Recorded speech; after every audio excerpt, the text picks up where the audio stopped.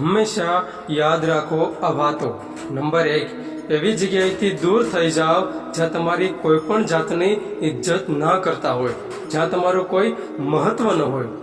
Number 2, તમે કોઈ પણ કામને પૂર્ણ કરવા માટે જે પણ કાંઈ પ્લાન બનાવ્યો હોય એ કાર્ય જ્યાં સુધી પૂર્ણ ન થાય ત્યાં સુધી એ વાતની કોઈને પણ જાણ ન કરવી જોઈએ। નંબર 3, જે રીતે દરેક જંગલની અંદર ચંદનના વૃક્ષ નથી હોતા એવી જ રીતે બધી જગ્યાએ સારા માણસો એટલે કે સજ્જન પુરુષ નથી હોતા।